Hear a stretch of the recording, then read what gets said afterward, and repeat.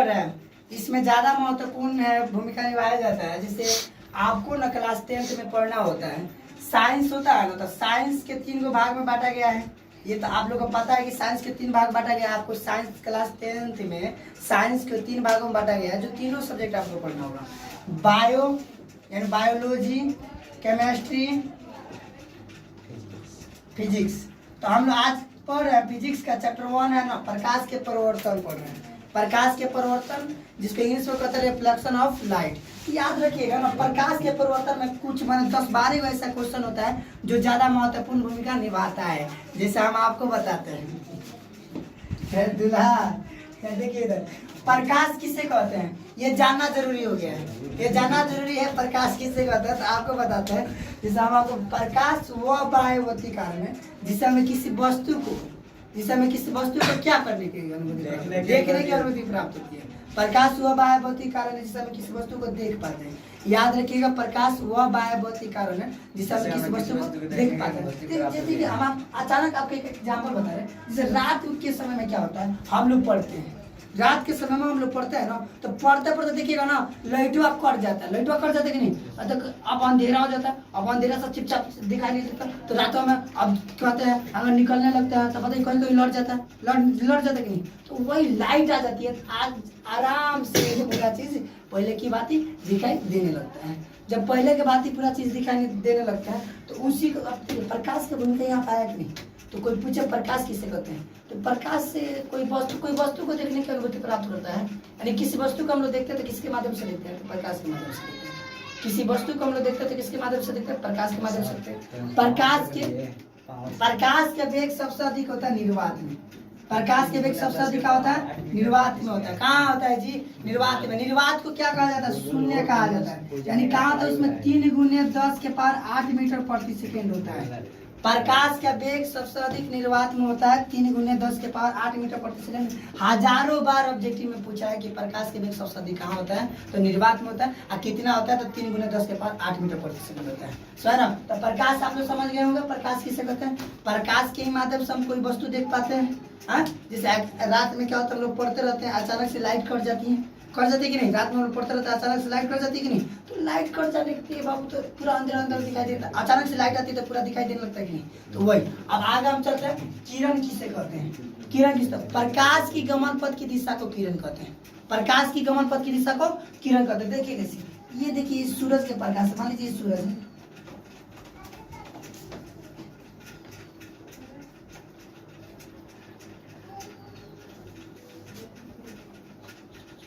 ये सूरज है क्या, इसी में से जो बाबू प्रकाश निकल रहा है ना, और जो लकीरवा निकल रहा है, यही किरण है। इसी में से जो लकीरवा निकल रहा है ना, ये सब किरण है। तो वही कह रहे हैं किरण किसे कहते हैं, प्रकाश की गमन पथ की दिशा को किरण कहते हैं। इसी के माध्यम से प्रकाश हमारे धरती पर आता है। तो प्रकाश की गमन पथ की दिशा को किरण कहते हैं। प्रकाश की गमन पथ की दिशा को किरण कहते हैं। अब चलिए आपको बताते हैं प्रकाश पुंज किसे कहते हैं, इसके कितने प्रकार होते हैं। ये सब 2 नंबर या क्वेश्चन है बोर्ड क्लास में, हमेशा 2 नंबर में आपको पूछ लिया जाता है।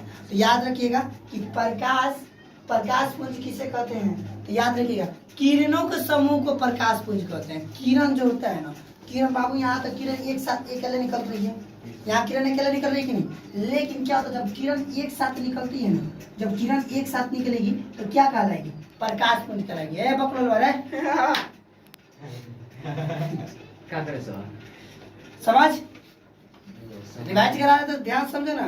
पढ़ लिया मानते, पढ़ लिया सोच लो। तुम लोग में यही गलती होता है, पढ़ने का नियम मैंने पता नहीं है। जब पढ़ने का नियम पता हो तब पढ़ा जाता है। पढ़ने का नियम रखो सब। अब कोनो कह देगा हम 8 घंटा पढ़ते हैं, तो पता चला कि कोई नहीं पढ़ेगा 8 घंटा।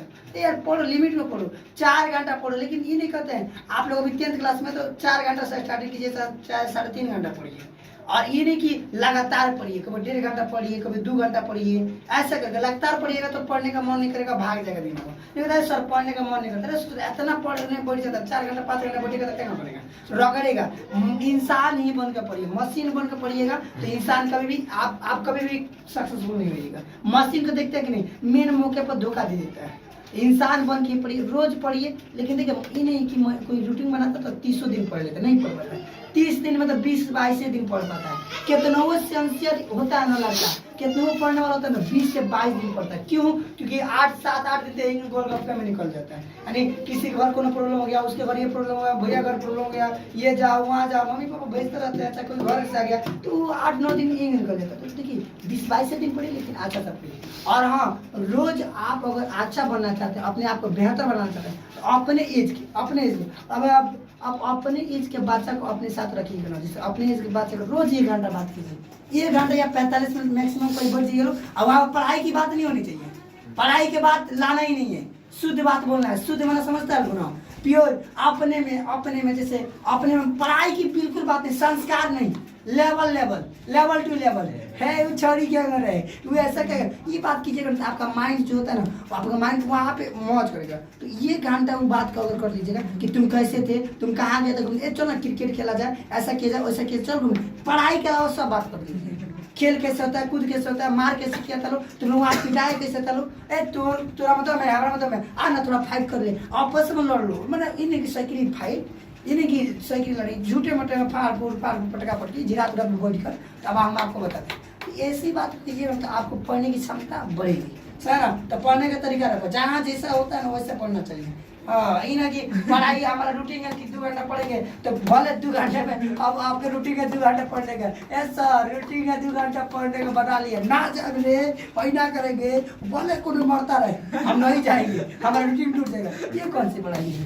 नहीं है, पढ़ाई ऐसी नहीं करनी चाहिए। इंसान को मैक्सिमम ऐसी पढ़ाई नहीं करनी है, ऐसी पढ़ाई अच्छा नहीं होती है। 4 घंटा पढ़िए, अच्छा से पढ़िए। अब 8 घंटा 9 घंटा पढ़िएगा, अब किताब आगे रहेगा, सामने रहेगा, और सोचने लगिएगा हम क्या किए हैं, हमारे दोस्तों का ऐसा बोला है, तो बताओ उससे अच्छा किताब हटाओ और सोचने लगो वही। और ताला से अगर दिल से ना पढ़ोगे तो क्या कर, तालीम हासिल करनी है ना तो तालीम की दुनिया में जाओ, हाँ समझ ना, तो पढ़ो। दोबारा ऐसा ना होना चाहिए, अगर गोल गोल घुमा के मारने लगेंगे। चलिए, तो प्रकाश पुंज किसे कहते हैं? तो देखिए किरण किसे कहते हैं? तो प्रकाश की गमन पथ की दिशा में कहते हैं। लेकिन प्रकाश पुंज किसे कहते हैं? तो किरणों के समूह को प्रकाश पुंज कहते हैं।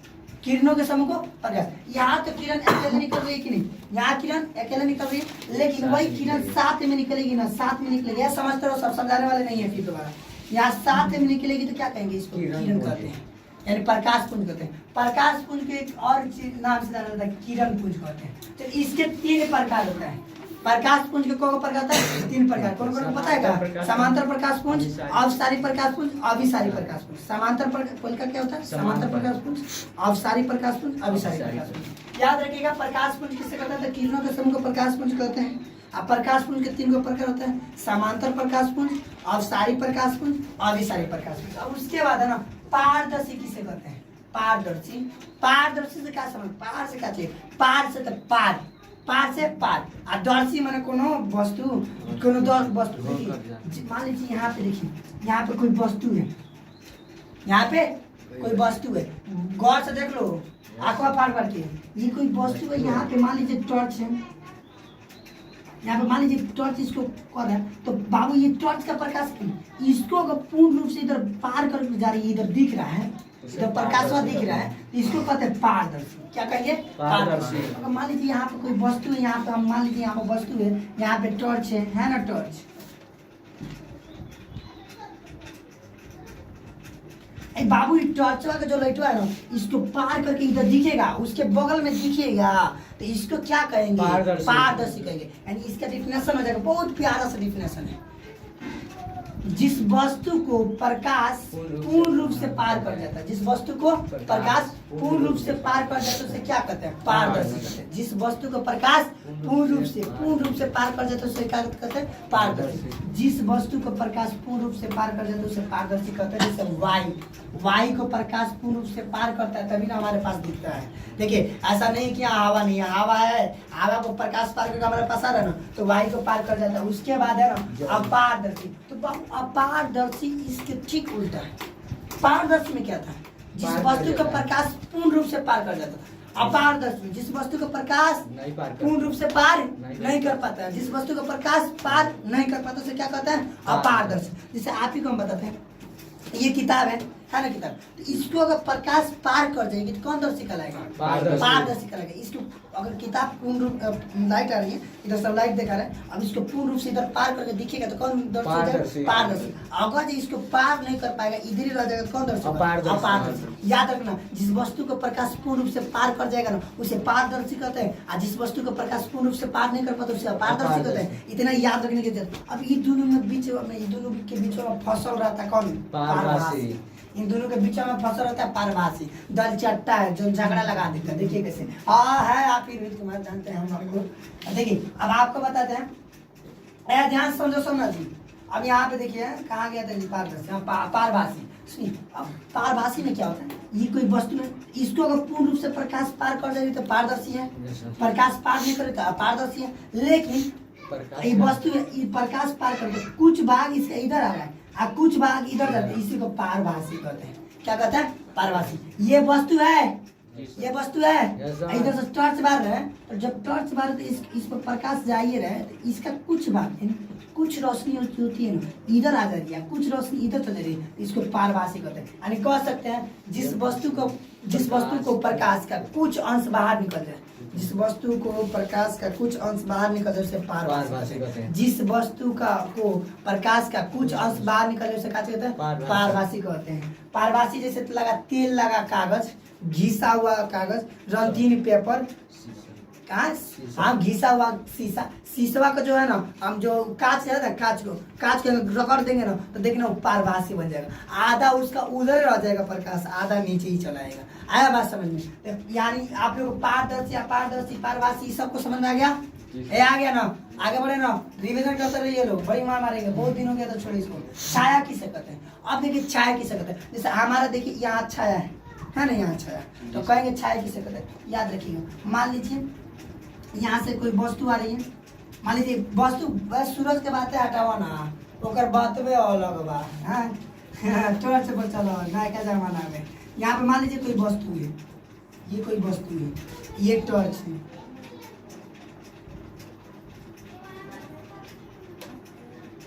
बुढ़ऊ लोग का टॉर्च है, चिंता मत करो, तुम लोग का टॉर्च नहीं है, तुम लोग का टॉर्च अच्छा चल रहा है। अन्ना मत किए सर, हमारा टॉर्च बनाएगा थोड़ी है। हमारा ना टॉर्च देखो बनाने में तमन नहीं है, मूड खराब है, तनी कैसे चाल है। चलिए यहाँ पे मान लीजिए यहाँ से प्रकाश जा रहा है, यहाँ से प्रकाश जा रहा है कि नहीं? यहाँ से प्रकाश से बाबू जा रहा है। अब प्रकाश इसको अब कर, जब प्रकाश की छाया समझा रहे, छाया किसे कहते हैं? जब प्रकाश की गमन पथ की दिशा में, जब प्रकाश की इधर से कोई प्रकाश आ रही है, इसकी गमन पथ की दिशा में, गमन माने रास्ता, इसके रास्ता में कौन अपारदर्शी रख दिया गया है? काची रख दिया गया? अपारदर्शी रख दिया गया है, जिसको प्रकाश बाबू क्या नहीं कर पाता है? पार नहीं कर पाता, जिसको प्रकाश पार नहीं कर पाता। जब प्रकाश पार नहीं कर पाए तो यहाँ पे काला ना काला छाया उगेगा, काला चाहे यहाँ उगे चाहे यहाँ उगे, चाहे यहाँ उगे चाहे यहाँ उगे, काला छाया उगेगा कि नहीं? काला भले क्षेत्र उगे कि नहीं? यहाँ काला क्षेत्र नहीं उगेगा, उसी कहते हैं छाया कहते हैं। क्या कहते हैं? छाया। कोई बोले जब प्रकाश की गमन पथ की दिशा में कोई अपारदर्शी वस्तु रख दिया जाता है जिसे प्रकाश पार नहीं कर पाते, क्या नहीं कर पाते? पार नहीं कर पाते, तो वहाँ अंधेरा क्षेत्र बनता है, यानी यहाँ एक अंधेरा छाया बनता है, क्षेत्र बनता है। क्या बनता है? क्षेत्र बनता है, जिसे क्या कहते हैं? छाया कहते हैं। जैसे आपको हम बताते हैं, अब मान लीजिए ये टॉर्च है, अभी टॉर्च अब देखिए इसके जितना मार्कर को देखिए। अब दरअसल बात ये ना कि छाया बड़ा कब होता है, छोटा कब होता है। तो ये देखिए, मान लीजिए ये देखिए ये टॉर्च है ना, तो इसके जितना करीब मान लो कि ले जाएंगे ना, मोबाइल है किसी के पास? लीजिए टॉर्च बारी लेकर आता है जी आजकल मोबाइल। कहाँ से लाइट जलता है लड़का हमारे का तब मजा करेंगे। तो सुनिए अब हम आपको बता रहे, इधर तो बहुत सारा उजाला है, लग रहा है कि रोशनी चांद नहीं सुना है लोग, चांद सी। अब देखिए यहाँ पे गौर से करना है बच्चों, यहाँ ध्यान से देखना है। अब जब क्वेश्चन ये है ना कि जब ये छाया बड़ा कब होता है, छोटा कब होता है, देखिए ये प्रकाश देखो बोर्ड पर, देखो सेकंड हाँ सुनिए, ये देखिए ये बाबू यहाँ पे ध्यान से देखिएगा। यहाँ देखिए जितने, अब कोई पूछेगा कि छाया बड़ा कब होता है, तो आपको बताते हैं जितनी प्रकाश करीब जाएगी ना तो छाया उतना क्या होगा? बड़ा होगा। क्या होगा रे? बड़ा होगा। नहीं समझ रहे? जितनी देखिए ये प्रकाश, देखिए प्रकाश यहाँ पे है ना, जितनी उसकी करीब है तो छाया कितना बड़का हो रहा है कि नहीं होती? Yes sir. छाया बड़का हो रही है, और जितनी दूर जा रही है तो बाबू छोटा हो रहा है कि नहीं? जितना दूर जाएगा उतना क्या होगा? छोटा होगा, छोटा है कि नहीं? बोल दीजिए, जब कोई पूछेगा कि छाया कब बड़ा होता है कब छोटा होता है, तो बोल दीजिए जब प्रकाश वस्तु के करीब रहता है ना, जब प्रकाश वस्तु के करीब रहता है तो छाया की क्या चीज होती है, बड़ा होता है। क्या चीज है, बड़ा होती है। और जब प्रकाश वस्तु से दूर होता है ना, जब प्रकाश वस्तु से दूर होता है तो छाया कैसी दिखती है, छोटी दिखती है। याद रहेगा ना। कोई पूछेगा कि छाया कब दिखती है, छाया बड़ी कब होती है, जब प्रकाश वस्तु के करीब होता है ना तो छाया बड़का दिखेगा, बम्पर दिखेगा। और जब वे प्रकाश दूर चल जाएगा ना तो वस्तु छोट दिखेगा।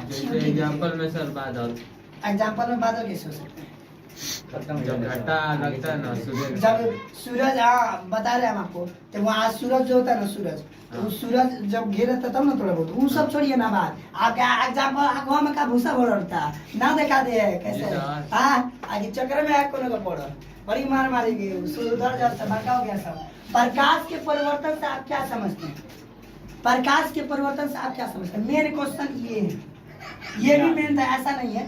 लेकिन प्रकाश के परिवर्तन से आप क्या समझते हैं बाबू। एग्जाम में ऑब्जेक्टिव में बहुत बार पूछा कि प्रकाश के परिवर्तन में कितना नियम होता है, तो प्रकाश के परिवर्तन में कितना नियम होता है, 2 नियम होता है। प्रकाश के परिवर्तन में कितना नियम होता है, 2 नियम होता है। याद रखिए, तो प्रकाश के परिवर्तन से आप क्या समझते हैं। सुनिए, जब प्रकाश की किरण किसी सतह है ना, मान लीजिए कोनो सतह है, इधर से आ रही है प्रकाश की किरण, इस सतह पर टकरा कर फिर अपने रूप में भाग जा रही है, इसी को प्रकाश का परिवर्तन कहते हैं। इसको क्या कहते हैं, प्रकाश का परिवर्तन कहते हैं। इधर से आ रही है प्रकाश की किरण, आ रही है, इस सतह है, इस सतह पर टकरा रही, टकराने के बाद है भाग जाएगी, तो इसको क्या कहते हैं, प्रकाश के परिवर्तन कहते हैं। क्या कहते हैं, प्रकाश। इसको आपतित किरण, आ रही है तो कौन किरण है, आ रही है तो कौन किरण, आज भागत है तो कौन किरण, परिवर्तित किरण। जब प्रकाश की किरण किसी सतह से टकराती है, जब प्रकाश की किरण किसी सतह से टकराती है तो टकराने के बाद पुनः अपने ही माध्यम में लौट जाती है, तो टकराने के बाद पुनः अपने ही माध्यम में लौट जाती है। इस घटना को प्रकाश के परिवर्तन कहते हैं। क्या कहते हैं, प्रकाश के परिवर्तन कहते हैं। याद रहेगा ना, प्रकाश के परिवर्तन किसे कहते हैं, जब प्रकाश की जगह है ना आवत है प्रकाश, आवत है प्रकाश की किरण, आपतित किरण, भागत है तो परिवर्तित किरण, यानी इधर से आ रही है प्रकाश की किरण, इधर से आ रही है प्रकाश की किरण, जब किसी सतह पर टकराती है, ये मान लो सतह है, फिर टकराने के बाद पुनः अपने ही माध्यम में लौट जाती है, इस घटना को प्रकाश का परिवर्तन कहते हैं। क्या कहते हैं, प्रकाश का परिवर्तन कहते हैं। चलिए, प्रकाश के परिवर्तन के 2 नियम होता है, इतने याद रखिएगा। प्रकाश के परिवर्तन 2 नियम होता है, एक नियमित परिवर्तन, एक अनियमित परिवर्तन। उसके बाद आता है प्रतिबिंब किसे कहते हैं, दर्पण किसे कहते हैं। तो प्रतिबिंब देखिए, प्रतिबिंब किसी बिंदु स्रोत से आ रही, किसी बिंदु स्रोत से आ रही, अब मान लीजिए यहाँ पे कोई बिंदु है, इसे आ रही प्रकाश की किरण, इसे आ रही है प्रकाश की किरण, आ रही है दर्पण से परिवर्तन, मान लीजिए दर्पण से परिवर्तन की ओर, दर्पण से परिवर्तन की ओर या परिवर्तन से अपरिवर्तन की ओर मिलती है या मिलती हुई प्रतीत होती है, उस बिंदु वस्तु का प्रतिबिंब कहते हैं। समझ रहा, एक बार डिफिनेशन सुनिएगा। प्रतिबिंब का डिफिनेशन क्या, जब किसी बिंदु स्रोत से आ रही प्रकाश की किरण दर्पण से परिवर्तन या अपवर्तन के बाद जिस बिंदु पर मिलती है, जिस बिंदु पर मिलती है उस बिंदु वस्तु का प्रतिबिंब कहते हैं। याद रखना, आप प्रतिबिंब के 2 प्रकार होता है। प्रतिबिंब का कितना प्रकार होता है, 2 प्रकार होता है। एक काल्पनिक प्रतिबिंब होता है, काल्पनिक प्रतिबिंब, एगो वास्तविक प्रतिबिंब होता है। तो काल्पनिक प्रतिबिंब काल्पनिक कथांश से बनता है, काल्पनिक प्रतिबिंब काल्पनिक कथांश से बनता है, अवास्तविक प्रतिबिंब वास्तविक कथांश से बनता है। काल्पनिक प्रतिबिंब को पर्दे पर प्राप्त नहीं किया जा सकता है, काल्पनिक प्रतिबिंब को पर्दे पर प्राप्त नहीं किया जा सकता है, वास्तविक प्रतिबिंब को पर्दे पर प्राप्त किया जा सकता है। याद रखिएगा, दर्पण किसे कहता है, तो दर्पण किसे कहता है, देखिए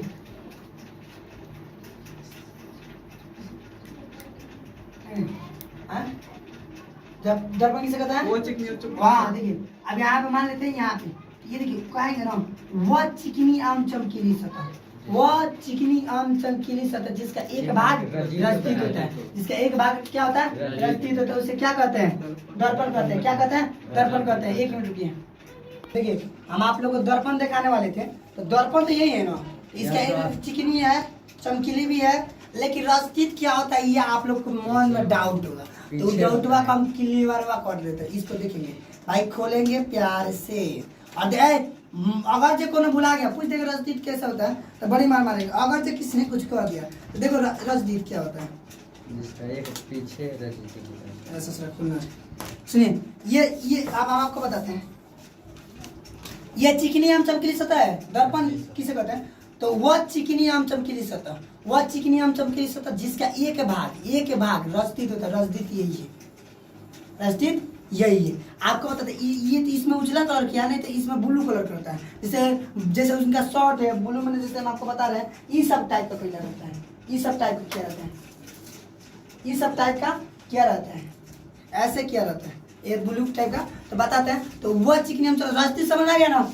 अब बाबू को भी क्वेश्चन पूछेगा कि आप ही बताओ कि जो दर्पण में ये हमारा फेस क्यों दिखाई देगा? हमारा फेस दिख रहा है कि नहीं हमारा फेस? हाँ, दर्पण में हमारा फेस क्यों दिखाई देता है? ठीक है, तो अगर मान लो इसको खोखोर देंगे ना, तो हमको आर पार आदमी दिखाई दे देगा। क्या दिखाई देगा? आर पार दिखाई देगा। जैसे आप लोग देखेंगे ना, गाड़ी का शीशा देखेंगे, गाड़ी का शीशा वो में रस्ती तो नहीं किया जाता, जिससे आर पार आदमी नहीं दिखाई देता है। अंदरवा से देखते तो बाहर दिखाई देता है। इसी को खोखोर दिया जाएगा ना, तो आर पार आदमी दिखाई 5% मोबाइल चाहिए। आर पार आदमी दिखाई देने लगता है। समझ आ गया ना? सबको समझ आ गया? रस्तित किसे कहते हैं? तो वह चिकनी आम चमकीली सतह जिसका एक भाग रस्तित होता है, उसे क्या कहते हैं? दर्पण कहते हैं। अब सुनिए, अब बचपन में क्या होता था? बचपन सब क्या होता था ना, सरकारी स्कूल में हम ही लोग पढ़ने जाते थे, तो क्या करता था? शीशा छूट ही शीशा चलता था गोल गोल। अब उनका सूरज के प्रकाश में कर जाके आया कर दिया जाता था, मुँह पर चमकता। देखिए चमक रहा है कि नहीं? आपके मुँह चमकाते थे लोग खूब अच्छा से। ये चमकता है क्योंकि चिकनी आम चमकीली सतह है। इस बात को लेते हुए आप लोग को छोड़ दिया गया। आप लोग मन लगा पढ़िए, ये गुजारिश है, पढ़ने का तरीका सीखिए। आज का खेल यहीं समाप्त हुआ। अब ये कल हम सुनेंगे, सब किसी रिवाइज हो गया।